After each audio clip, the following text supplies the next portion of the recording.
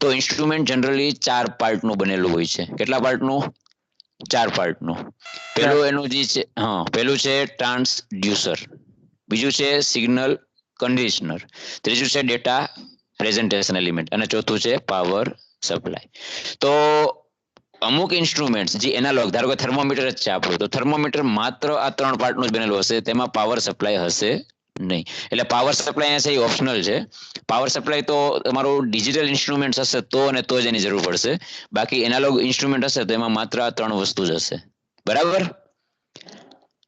તો આપણે ટ્રાન્સડ્યુસરની વાત કરીએ તો આપણે ડિટેલમાં 4 એના બેઝિક જે ફંક્શનલ એલિમેન્ટ્સ છે એના વિશે ડિટેલમાં ચર્ચા કરવાની છે. તો પહેલા આપણે એક ડાયાગ્રામ જોઈ લઈએ, ઇન્સ્ટ્રુમેન્ટ કઈ રીતે આખું બનેલું છે. અહીંયા જો તમને એક વસ્તુ દેખાડશે મેઝરન્ડ.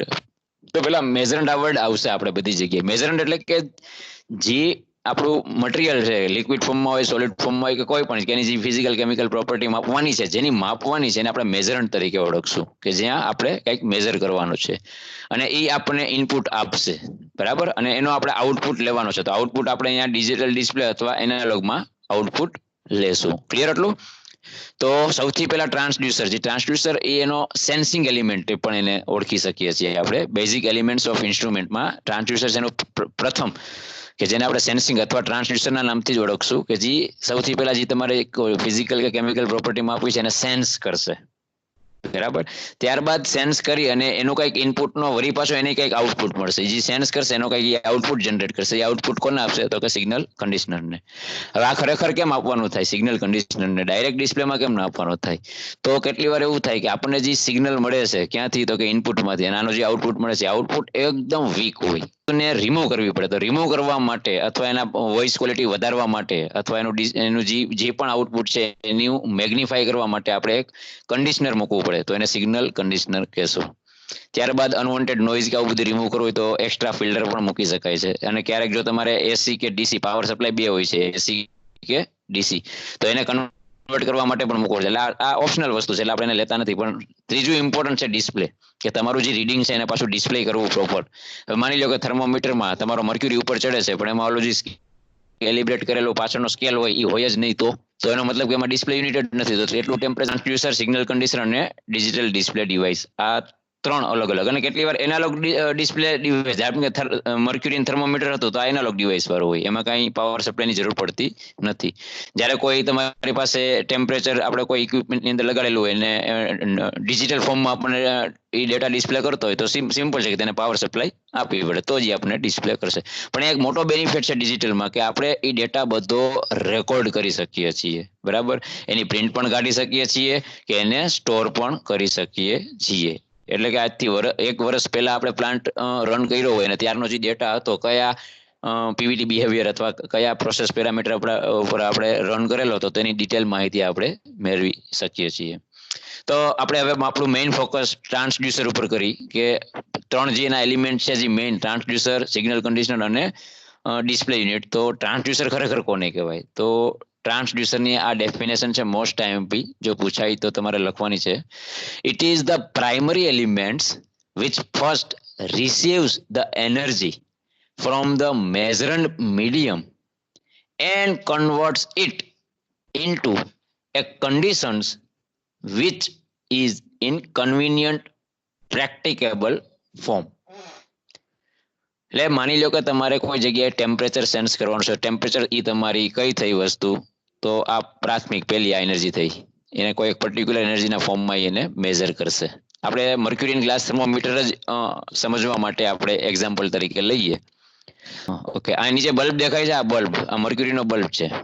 બરાબર. અહીંયા જેવું ટેમ્પરેચર સેન્સ કરશે એટલે અહીંનું મર્ક્યુરીનું થર્મલ એક્સપાન્શન થશે. એટલે માની લો કે એક એનર્જી એ બીજી એનર્જીમાં કન્વર્ટ કરી. અહીંયા તમને ડિસ્પ્લેસમેન્ટ જોવા મળે છે. બરાબર. ડિસ્પ્લેસમેન્ટ જોવા મળશે. જેવી એનર્જી સેન્સ કરશે અહીંયા અને તમને તરત અહીંયા ડિસ્પ્લેસમેન્ટ આપશે. તો જે આ ડિસ્પ્લેસમેન્ટ આપ્યું એ તમારા ટ્રાન્સડ્યુસરનું આઉટપુટ થયું. બરાબર. આ ડિસ્પ્લેસમેન્ટ જે આપ્યું એ શું થયું? તમારા ટ્રાન્સડ્યુસરનું આઉટપુટ. હવે આ આઉટપુટ છે એ જેમ ટેમ્પરેચર વધારો એમ એ વધશે, જેમ ટેમ્પરેચર ઘટાડો એમનું આઉટપુટ નીચે આવશે. તો એની યારે કાંઈક પ્રપોઝનલી હશે, લિનિયરલી પ્રપોઝનલ હોય. તો જેવી રીતે એ વધતું હોય અને જેવી રીતે એ ઘટતું હોય એ રીતે તમે કેલિબ્રેટ કરી અને ટેમ્પરેચરને અહીંયા લખી શકો છો. એટલે તમે હવે ધારો કે કોઈ એક જગ્યાએ આવી રીતે કેલિબ્રેટ કરી નાખ્યું અને હવે તમે કોઈ અનનોન ટેમ્પરેચર માપવું હોય તમે પુટ કરશો એટલે આ ઉપર જશે આઉટપુટમાં અને તમે એનું મેઝર કરશો. તો ટ્રાન્સડ્યુસરનું કામ હતું કે એ એક એનર્જીને બીજી એનર્જીમાં કન્વર્ટ કરે, પણ એ બીજી એનર્જી કંઈક કન્વિનિયન્ટ ફોર્મમાં હોવી જોઈએ.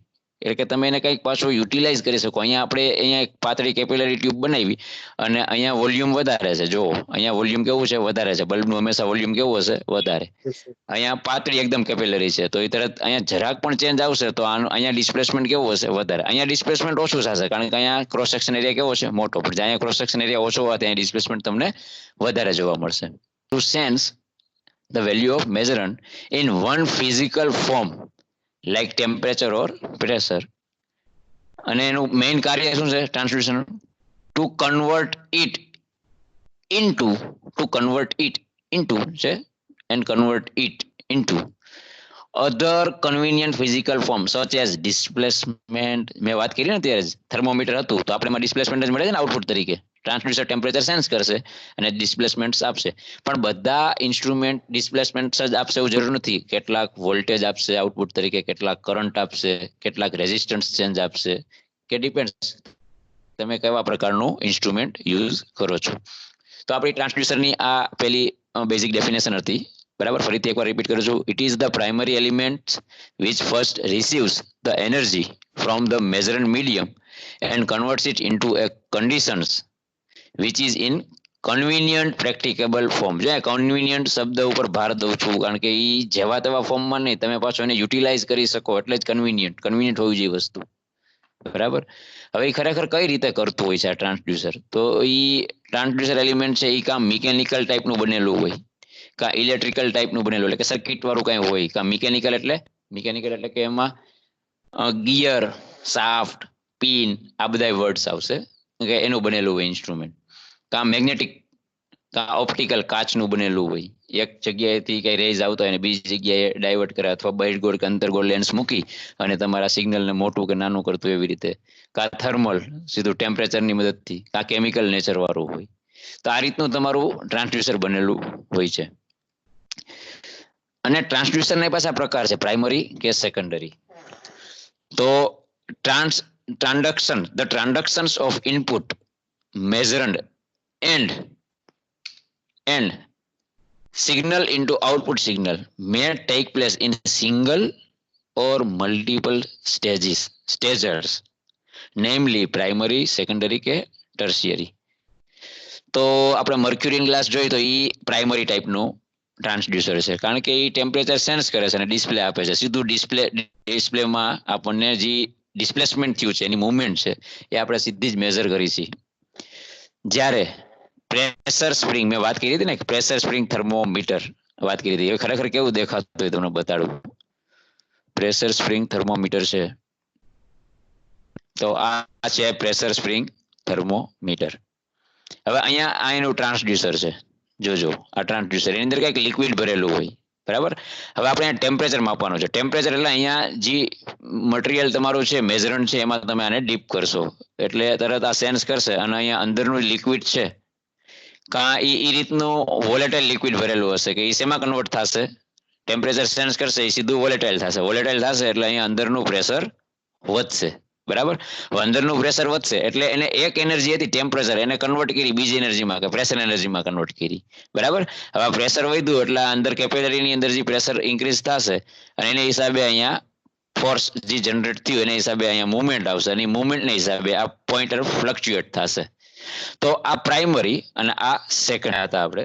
The transduction of input measure and signal into output signal may take place in single. જો સિંગલ સ્ટેજમાં થતું હોય તો આપણે એને પ્રાઇમરી, અને જો મલ્ટી સ્ટેજ એક કરતા વધારે હોય, બે હોય તો સેકન્ડરી, અને બે કરતા વધારે ત્રણ હોય તો એને ટર્શરી કહીશું. એનું ઉદાહરણ આપણે સમજ્યા એ જ વસ્તુ નીચે લખેલી છે.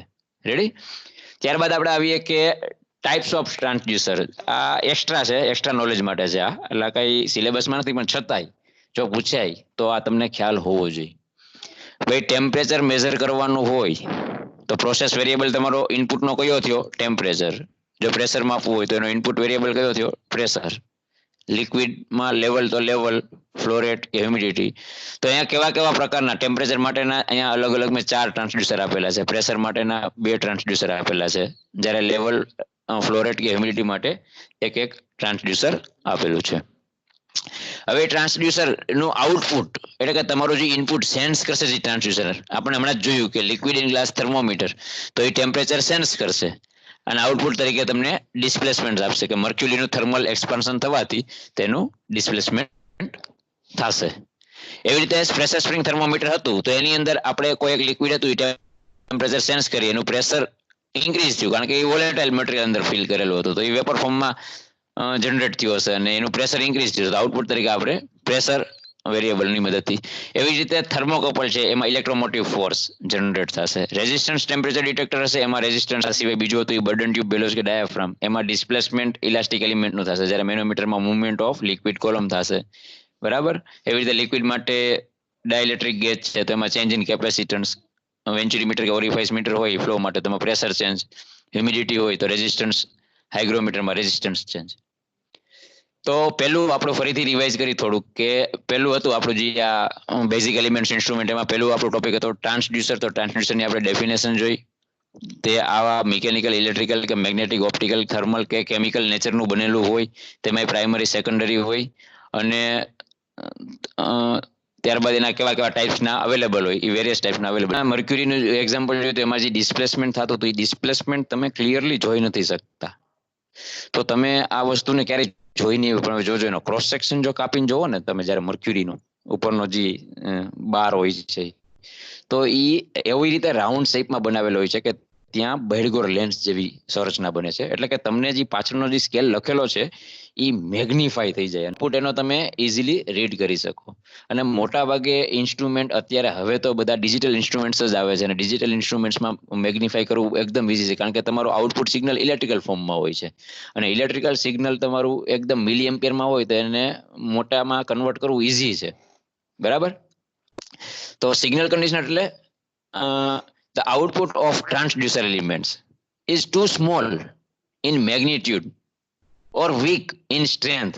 એટલે કે સિગ્નલ તમારું છે કાં એનું મેગ્નિટ્યુડ એકદમ નાનું હશે અથવા એનું સિગ્નલ એકદમ વીક હશે, તો આપણે એને ડાયરેક્ટ ઓપરેટ નહીં કરી શકીએ. તો એને તો શું કરશું? To operate an indicator or a record.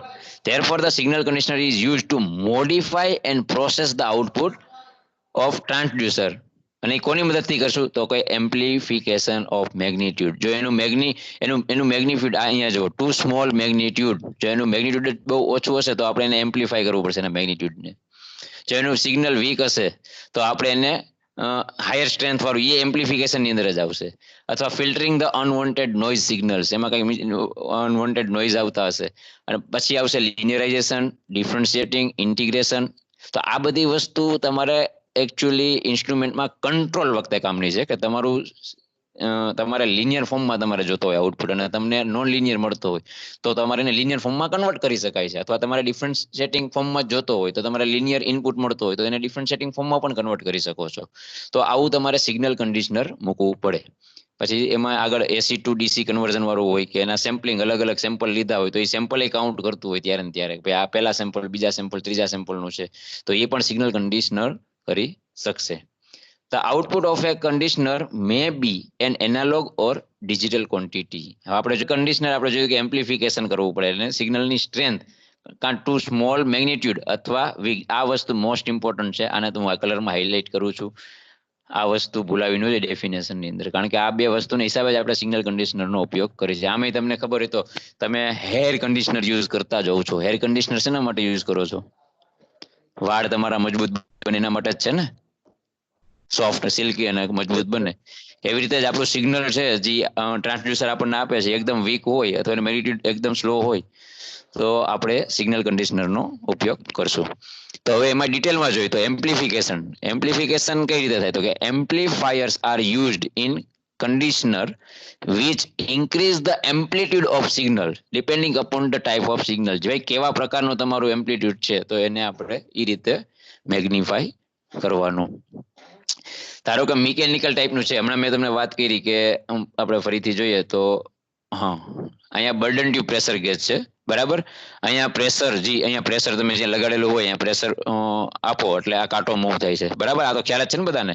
જેવું પ્રેશર વધારે હશે એમાં મૂવ થશે. તો ખરેખર થાય છે શું, આની અંદર હજી કેપિલર નાની પાતળી ટ્યુબ છે એમાં પ્રેશર જેવું ઇન્ક્રીઝ થશે એટલે આ ડિફ્લેક્ટ થશે. આ પોઈન્ટ જો અહીંયા આપ્યો છે એરો, આ એરો આપ્યો છે એ પ્રમાણે ડિફ્લેક્ટ થશે અને મુવમેન્ટ મળશે. હવે મુવમેન્ટ તમે જુઓ માત્ર 2 કે 3 mm ની જ હશે, જ્યારે અહીંયા તમને મુવમેન્ટ કેવી મળે છે, આખો કાંટો મૂવ થાય છે, બરાબર. તો તમે શું કર્યું, આ લિનિયર મોશન છે એને રોટરી મોશનમાં કન્વર્ટ કરી. તો આ ગિયર છે, આ પાઇવોટ છે, એનું ફિક્સ પાઇવોટ છે, જે લખેલું fix pivot, gear sector, pinion, આ લિંક એડજસ્ટેબલ હોય છે, એમાં બતાવી નથી પણ એડજસ્ટ કરી શકે નાની મોટી, બરાબર. તો એની મદદથી આપણે જરાક અમથી લિનિયર મોશન હતી એને ખૂબ જ મોટી રોટરી મોશનમાં કન્વર્ટ કરી શક્યા. તો આ મિકેનિકલ પ્રકારની આટલી જે એસેમ્બલી દેખાય છે આ મિકેનિકલ પ્રકારનું આને સિગ્નલ કન્ડિશનર કહેવાય, બરાબર. હવે તમને આપણે ઓલા ઇન્સ્ટ્રુમેન્ટમાં મેં તમને 1 મિનિટ ઓલા વાત કરી હતી કે બધા ઇન્સ્ટ્રુમેન્ટ, તો અહીંયા મારી પાસે છે જ આપણું મર્ક્યુરી ગ્લાસ થર્મોમીટરનો ફોટોગ્રાફ્સ તમે જોઈ શકો છો. આ બાય મેટાલિક થર્મોમીટર છે, બરાબર. એનો ડાયલ ગેજ છે, એમાં 2 સ્ટ્રીપનું બનેલું હોય છે, બરાબર. એમાં 2 અલગ અલગ મેટલનું એટલે એનો થર્મલ એક્સપાન્શન અલગ હોય, એ રીતની 2 સ્ટ્રીપ ભેગી કરેલી હોય. અને એને પણ કન્વર્ટ કરવા માટે અહીંયા જે અરેન્જમેન્ટ દેખાય છે પાછળની, એનું ટ્રાન્સડ્યુસર છે, અહીંયા સેન્સર છે, આ પોતે સેન્સર છે, સ્ટ્રીપ સેન્સર છે. જ્યારે એને કન્વર્ટ કરીને અને જે પાછળ મિકેનિકલ અરેન્જમેન્ટ એવી રીતની કરેલી હોય. અને જે આ ડાયલ ગેજ છે આ તમારો ડિસ્પ્લે યુનિટ છે, આ જે છે તમારું ડિસ્પ્લે યુનિટ છે. અને વચ્ચે જે અહીંયા સેક્શન હતો એનો ટ્રાન્સડ્યુસર હતું. આ બાયોમેટાલિક થર્મોમીટર છે. આ તમે જોવો તો જનરલી આપણે ઘરે ઇસ્ત્રી કરતા હોય એમાં અમુક ટાઈમે ટેમ્પરેચર વધી જાય એટલે ઓટોમેટિક ઇસ્ત્રી બંધ થઈ જાય છે. તો એવું નથી કે ઇન્સ્ટ્રુમેન્ટ તમને માત્ર સીધું રીડિંગ જ આપે, કેટલી વાર ડાયરેક્ટ કંટ્રોલ લેવું હોય તો આ કંટ્રોલ કરવું હોય તો આ 2 સ્ટ્રીપ ઈ જ છે, બરાબર. હવે જેવું ટેમ્પરેચર તમારું અહીંયા ટેમ્પરેચર સેન્સ કરશે એ પ્રમાણે એનો આ જે છેડો છે એક છેડો ફિક્સ હશે, બીજો છેડો ફ્રી હશે. તો ફ્રી છેડો છે ને એ ડિફ્લેક્ટ થશે. જેવું ટેમ્પરેચર ડાઉન થશે એટલે આ છેડો ફ્રી હશે એ ધીમેથી આની ટચ થઈ જશે એટલે તમારી સીધી પાવર સપ્લાય સ્ટાર્ટ થશે, એટલે તમારી ઇસ્ત્રી સ્ટાર્ટ. અને જેવું તમારું ટેમ્પરેચર કંઈક હાયર ટેમ્પરેચર પહોંચી જશે એટલે ઓટોમેટિક વળી પાછું ડિફ્લેક્ટ થઈને અહીંથી કટ કરી દે, પાવર સપ્લાય કટ થઈ ગઈ એટલે તમારી ઇસ્ત્રીમાં કટ થઈ ગયો પાવર સપ્લાય, એટલે ઇસ્ત્રીનું ટેમ્પરેચર પાછું લોઅર મેન્ટેન થશે. તો આવી રીતે તમારે ઇન્સ્ટ્રુમેન્ટ ડાયરેક્ટ કંટ્રોલ તરીકે યુઝ કરી શકો છો. ત્યારબાદ આપણે પ્રેશર સ્પ્રિંગની વાત કરી હતી. આ ઇન્ડસ્ટ્રીયલ થર્મોકપલ રેઝિસ્ટન્સ થર્મોમીટરની છે, એ વેસ્ટર્ન બ્રિજની સર્કિટ ઉપર વર્ક કરતો એનો સ્કીમેટિક ડાયાગ્રામ છે અને આ ઓરિજિનલ કેવું દેખાતું હોય એ રીતનું છે. આ ઇન્ડસ્ટ્રીયલ થર્મોકપલ છે. આ 2 ડિસિમિલર મેટલ, આ એક રેડ અને જાંબલી જે દેખાય છે 2 વાયર છે અલગ અલગ, એના એક જોઈન્ટ કરી નાખો એક જંકશન બને, એના બીજા છેડા હશે એને પણ જોઈન્ટ કરેલા હશે. અને ઈ ટેમ્પરેચર અને અહીંનું બીજું ટેમ્પરેચર 2 અલગ અલગ ટેમ્પરેચરે રાખવામાં આવે. અહીંયા તો હાઈ ટેમ્પરેચર હશે જ કે જે આપણે ટેમ્પરેચર હાઈ છે એ માપવાનું છે, પણ આનું બીજું ટેમ્પરેચર એ ફિક્સ જ હશે. એ 2 વચ્ચે ડિફરન્સ હોવાથી આની અંદર EMF ઇલેક્ટ્રોમોટિવ ફોર્સ જનરેટ થાય અને એને આપણે હવે ઇલેક્ટ્રોમોટિવ ફોર્સ એટલે કે એમાં એમ્પિયર કાંઈક ઇલેક્ટ્રિસિટી પ્રોડ્યુસ થશે. હવે એકદમ માઇનોર હશે, એકદમ માઇનોર. તો ત્યાં ડેટા કન્ડિશનર આપણે મૂકી જ શકીએ ઇલેક્ટ્રિકલ, અને એ સિગ્નલને એમ્પ્લીફાઈ કરશે અને આપણને મોટા ફોર્મમાં આપણને આઉટપુટ મળશે. આ પાયરોમીટર છે, બરાબર, રેડિયેશન પાયરોમીટર, આ ઓપ્ટિકલ પાયરોમીટર. જે મારે ઓલા બતાડવાના હતા ને લિંક, એ રહી ગઈ હતી એ વસ્તુ છે. તો ફરીથી આપણે આપણી જગ્યાએ આવી જઈએ. મૂળ તો આપણે હતા સિગ્નલ કન્ડિશનરમાં મિકેનિકલ વાળું વાત કરતા હતા. મેં તમને હમણાં મિકેનિકલ વસ્તુ બતાવી, બરાબર. હા, મિકેનિકલ તો એમાં લીવર ગિયર કોમ્બિનેશન. એવી રીતે ઇલેક્ટ્રિકલ પણ એમ્પ્લિફિકેશન થઈ શકે છે. એમાં ટ્રાન્ઝિસ્ટર કે ઇન્ટિગ્રેટેડ સર્કિટનો ઉપયોગથી કરી શકાય છે.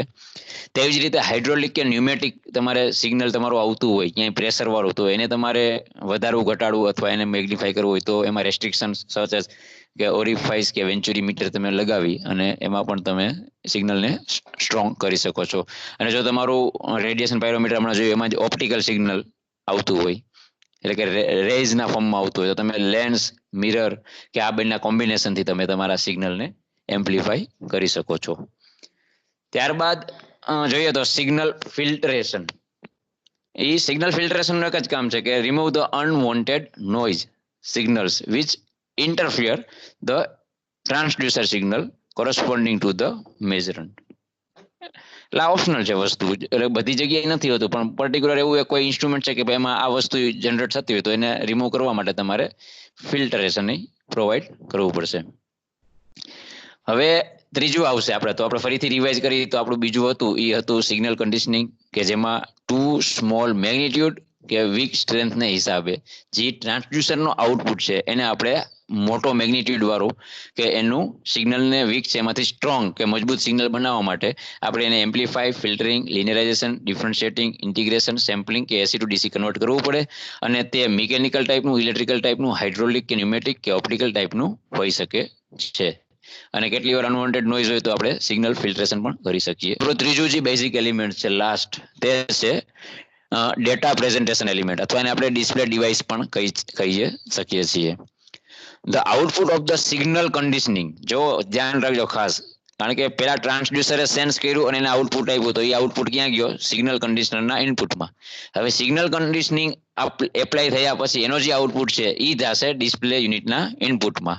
બરાબર? એટલે the output of the signal conditioning elements is received and presented the data presentation element and which may be of the, તો ચાર અલગ અલગ પ્રકારના અહીંયા આપણે ભણશું. તો પેલું છે visual display type. Visual display એટલે હમણાં આપણે ગેજ જોયા હતા એમાં બતાવતા પોઈન્ટર હતા ને, પછી સ્કેલ મીટર હોય અથવા સીઆર ડિસ્પ્લે ની મદદથી પણ તમે ડાયરેક્ટ સીધું જ તમે જોવો. આપણી હાથમાં ઘડિયાળ છે તો એ તરત કેમ દેખાડે છે ડાયરેક્ટ રીડિંગ, તો એ વિઝ્યુઅલ ડિસ્પ્લે થયું. અથવા કેટલી વાર ગ્રાફિકલ ફોર્મમાં હોય, તમને ડેટા ગ્રાફિકલ ફોર્મમાં રેકોર્ડ થતો હોય, જેમ કે ભૂકંપ આવતો હોય તેનો તમને ખ્યાલ જ છે, રિચર સ્કેલમાં જે આપણે માપીએ છીએ એ ગ્રાફિકલ ફોર્મમાં આપણને આઉટપુટ એનો મળે છે. તો એમાં pen recorder with stylus or pen કે ink recorders on paper charts, એ રીતનું આઉટપુટ આપણને મળતું હોય. ત્રીજો આઉટપુટ ઓપ્ટિકલ રેકોર્ડિંગ સિસ્ટમ છે. હવે એ તમારું ઇનપુટ જ એ રીતનું હોય કે તમારે ધારો કે ટેમ્પરેચર તમે જે પાયરોમીટરમાં માપતા હોય તો ત્યાં તમારો આઉટપુટ ઓપ્ટિકલ ફોર્મમાં હોય તો મિરર ગેલ્વેનોમીટર કે ultraviolet recorder on specific photo sensitive paper, એમાં તમારે આઉટપુટ લેવો પડશે. અને લાસ્ટ વન છે મેગ્નેટિક ટાઈપ, જે અત્યારે મોસ્ટ યુઝફુલ વધારે યુઝ થાય છે મોટા ભાગના ઇન્સ્ટ્રુમેન્ટની અંદર. અને મેગ્નેટિક ટાઈપ એટલે તમને ખ્યાલ જ છે આપણી pen drive, it's a one types of magnetic type. Compact disc, DVD, digital video disc, આપણે રેકોર્ડ કરી શકીએ બધી વસ્તુ એમાં સેવ કરી શકીએ. તો આ થઈ વાત ડેટા પ્રેઝન્ટેશન એલિમેન્ટ્સની. એમાં આગળ જોઈએ તો the outputs of the digital signal conditioning elements are displayed on digital display device such as punch cards, perforated paper type, magnetic type, etc. અને અલગ રીતે આપણે એને પુટ કરી શકીએ છીએ. ત્યારબાદ જોઈએ તો પાવર સપ્લાય ચોથું. તો આપણે પેલા ડિજિટલ ડિસ્પ્લેને આપણે થોડુંક રિવાઇઝ કરી લઈએ તો સિમ્પલ જ છે કે ભાઈ જે આઉટપુટ મળ્યો આપણે એને ડિસ્પ્લે કરવાનું છે. હવે એનાલોગ કરો કે ડિજિટલ કરો, અને એને વિઝ્યુઅલ ટાઈપથી કે ગ્રાફિકલ રેકોર્ડિંગ ટાઈપથી, ઓપ્ટિકલ રેકોર્ડિંગ ટાઈપથી કે મેગ્નેટિક ટાઈપથી તમે એને આઉટપુટ આપી શકો છો. ત્યારબાદ ઓપ્શનલ જે ફોર્થ વન હતું power supply. The electric power supply provides the required energy extraction to the transducer signal conditioner and display device. એટલે મોટા ભાગે જો ઇલેક્ટ્રિકલ તમે ટૂંકમાં ડિજિટલ ઇન્સ્ટ્રુમેન્ટનો ઉપયોગ કરતા હશો તો તમારે ત્યાં પાવર સપ્લાય આપવી જ પડશે તો જ, અથવા એને બેટરીથી પાવર પ્રોવાઈડ કરવો પડે